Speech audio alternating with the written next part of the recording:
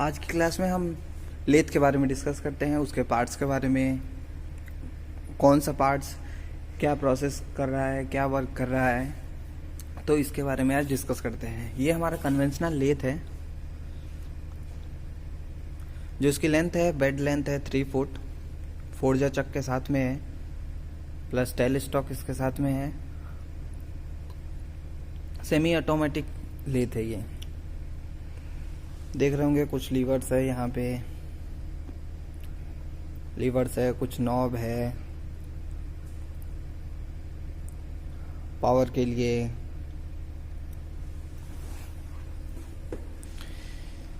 यहाँ पे है हमारा थ्रेड कटिंग के लिए, देख सकते हैं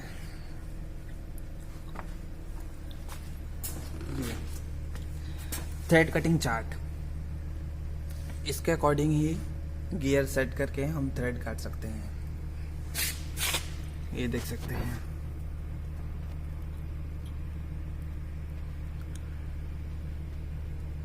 ये सभी लेथ पे कंपनी द्वारा ही दिया जाता है कि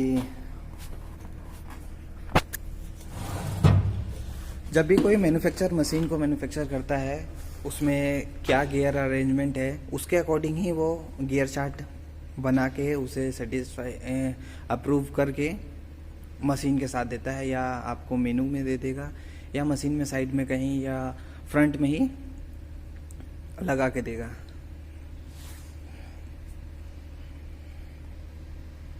अभी हम इन बटन्स के बारे में देखते हैं। ये हमारा इमरजेंसी बटन है। अभी मशीन, यदि मशीन आप ऑफ कर रहे हैं तो लास्ट में जब मशीन ऑफ हो जाए तो उसके बाद इमरजेंसी लगा दें, या कोई भी एक्सीडेंट हो गया है, मशीन अनकंट्रोल है, तो उस कंडीशन में हम इमरजेंसी इमीडिएट प्रेस करेंगे, मशीन ऑटोमेटिकली वहीं स्टॉप हो जाएगी। तो ये सेफ्टी बटन है एक तरीके का।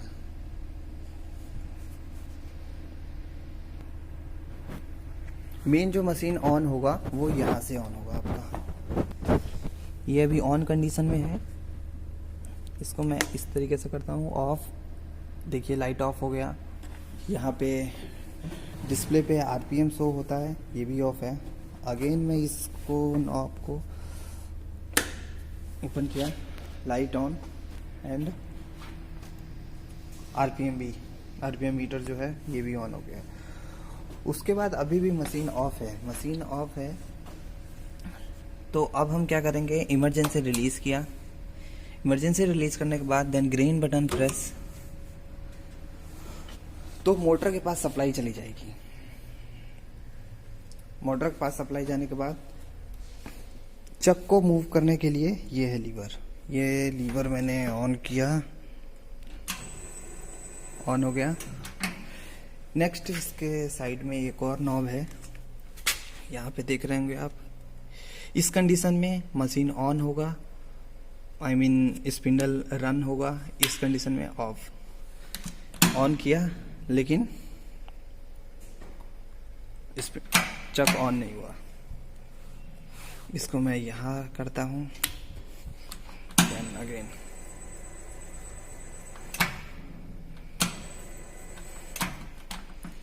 इसको मैं लेफ्ट साइड अपोजिट डायरेक्शन में मूवमेंट आने लगा। तो ये है, यहाँ पे देख सकते हैं, यहाँ पे हमारा फीड रेट चार्ट बना हुआ है।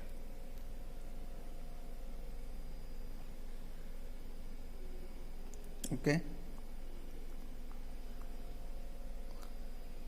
कि कैरेज मूव किस तरीके से होगा, कैरेज को क्या फीड देना है। जब टूल पोस्ट में टूल होल्ड हो जाएगा, उसके बाद जो मूवमेंट आएगा, उस मूवमेंट को हम कंसीडर करेंगे इन गियर के द्वारा।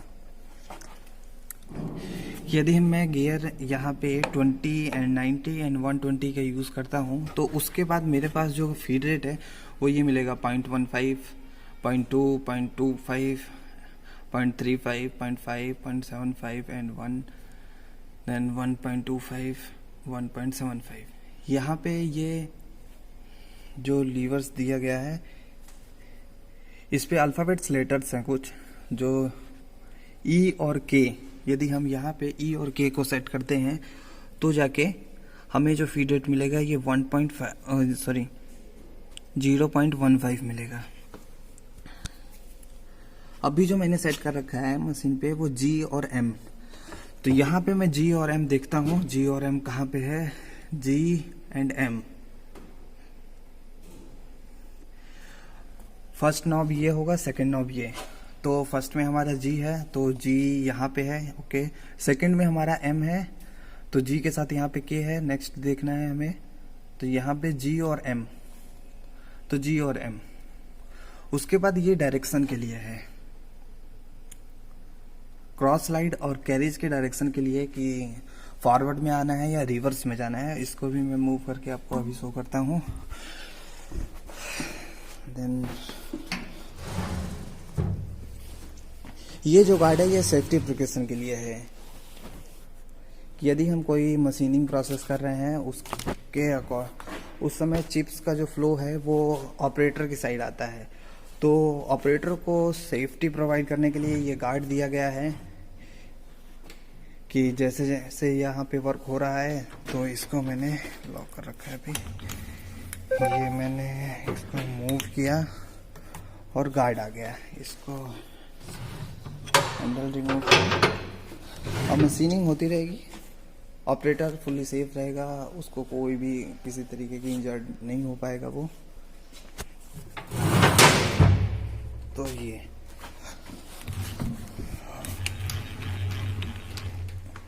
तो अभी मैं मशीन रन करके दिखाता हूँ। ये मशीन रन हो गया। आरपीएम इंक्रीज करने के लिए जो नॉर्मल कन्वेंशनल मशीनें हैं उसमें मशीन ऑफ करके ही आरपीएम इंक्रीज किया जाता है। लीवर रहती हैं उसमें, लीवर को चेंज किया जाता है फर्स्ट गियर में, सेकंड गियर में, थर्ड एंड फोर्थ।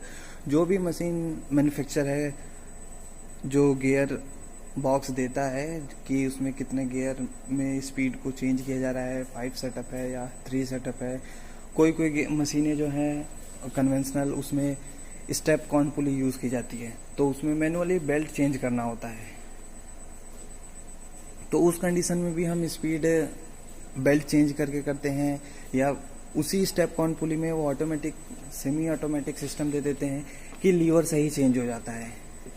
यहाँ पे आपको लीवर नहीं है, एक नॉब दिया गया है, इलेक्ट्रिकल सेटअप है, ये है। इसको मैं जैसे जैसे आपको दिखाता भी हूँ, जैसे जैसे मैं इसको क्लॉक एंटी क्लॉकवाइज मूव करूँगा मैं ऑफ कम होता जाएगा। जैसे जैसे क्लॉकवाइज मूव करूँगा वैसे ही आरपीएम इंक्रीज होता जाएगा। ये देखिए स्पिन इंडेक्स।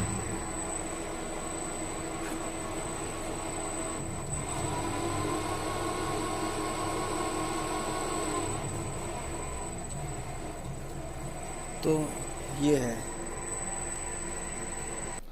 नेक्स्ट कि अब हमारा कैरिज कैसे मूव होगा। तो कैरिज मूव करने के लिए आपको इस लीवर पे एरो देख रहे होंगे, ये अभी इस तरीके से है। यदि मैं इसको इस साइड कर देता हूं तो देखिए कैरिज फॉरवर्ड मूव होने लगा। डायल पे देख रहे होंगे, डायल मूव हो रहा है फॉरवर्ड। ये हमारा फॉरवर्ड डायरेक्शन में कैरिज मूव होने लगा। देन इसको मैं ऑफ करता हूँ, रिलीज करके मैं इसे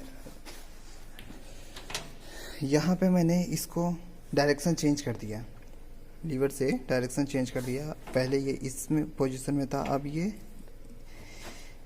कभी नहीं हो पाएगा, ये हमारा हो गया। इसके होने के बाद जब मैं मशीन रन करता हूँ, स्पिंडल डायरेक्शन सेम होगा बट कैरिज रोटेशन चेंज हो जाएगा। अब ये रिवर्स में जा रहा है, पीछे की side, I mean tell stock side में। मशीन ऑफ किया। मशीन ऑफ करने के बाद में इस एरो को मैं इस साइड में कर देता हूँ। इस साइड में करने के बाद अब जो होगा मूव वो क्रॉस स्लाइड मूव होगा हमारा। ये देखिए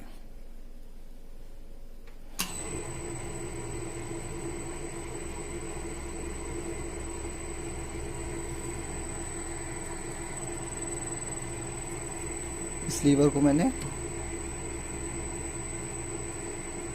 ये फॉरवर्ड मूव होने लगा, मतलब ऑपरेटर के अपोजिट साइड।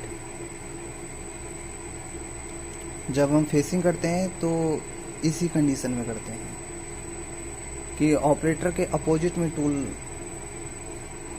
मूव होगा। इसको मैंने ऑफ किया, यहाँ से मैं डायरेक्शन चेंज कर देता हूँ। ये हो गया हमारा डायरेक्शन चेंज। अब जब ये मूव होगा तो अब ये ऑपरेटर की साइड मूव होगा। ये देखिए,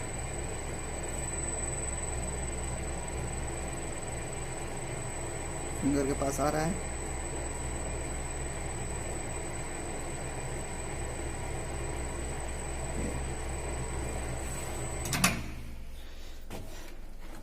तो इस तरीके से जब ऑटोमेटिक वर्क करना होता है या ऑटोमेटिक फीड देना हो तो उस कंडीशन में हम लीवर्स की हेल्प से मशीन को ऑटोमेटिक रन कराते हैं। जब हमें कोई जॉब पे फिनिशिंग लाना हो तो मैनुअल फिनिशिंग नहीं लाया जा सकता, क्योंकि ह्यूमन कभी भी लीवर को एक ही जैसा कंट्रोल नहीं कर सकता। कभी ज़्यादा हो जाएगा, कभी कम हो जाएगा। तो कभी काफ़ी तेज फीड चला गया, कभी बिल्कुल स्लो फीड हो गया। तो उस कंडीशन में जो टूल पे है मार्क आ जाता है, तो उस मार्क को रिमूव करने के लिए और टूल पर जॉब पर बेटर फिनिशिंग के लिए हम ऑटोमेटिक प्रोसेस को ऑटोमेटिक प्रोसेस ही अप्लाई करते हैं।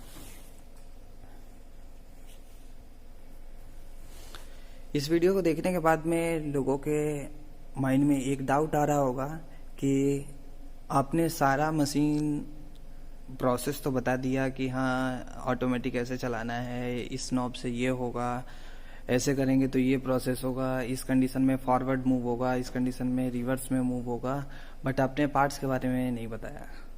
पार्ट्स जनरली सभी को पता है, जो भी पढ़ाई कर रहा है या नहीं कर रहा है, नॉर्मली कहीं पे भी छोटे स्मॉल एरिया में वर्क कर रहा है, स्मॉल इंडस्ट्री हो चाहे बड़ी इंडस्ट्री हो, नॉर्मली फर्स्ट यही होता है ऑपरेटर की मशीन के पार्ट्स के बारे में जाने कि आखिर मशीन का पार्ट्स क्या है। तो बार बार मशीन के पार्ट्स बताना कंपलसरी और ज़रूरी नहीं है, फिर भी मैं एक बार बता देता हूँ।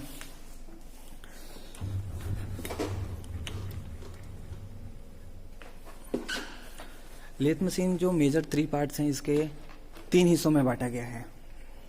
First is head stock, second apron carriage का जो एरिया है, एंड थर्ड टेल स्टॉक। यही 3 पार्ट्स हैं, इनके अंदर में ही बहुत सारे पार्ट्स आते हैं। तो मेजर पार्ट्स यही है जो ऑपरेटर जब मशीन के सामने फ्रंट में जब खड़ा स्टैंड होगा तो उसके लेफ्ट हैंड साइड में हेड स्टॉक आएगा एंड राइट हैंड साइड में टेल स्टॉक आएगा एंड फ्रंट में कैरिज आ जाएगा।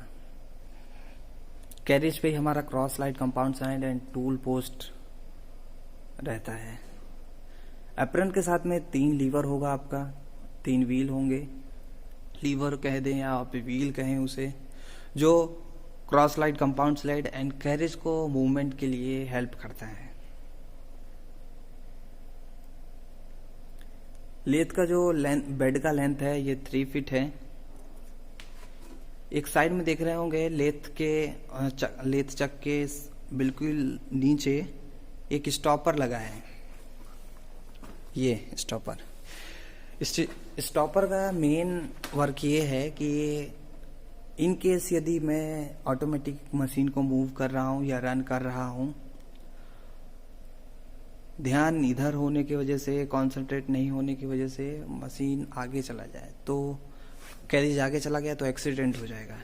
इस कंडीशन में वो सेफ्टी का काम करता है। इसे लूज करके हम इसे यहाँ सेट कर देंगे।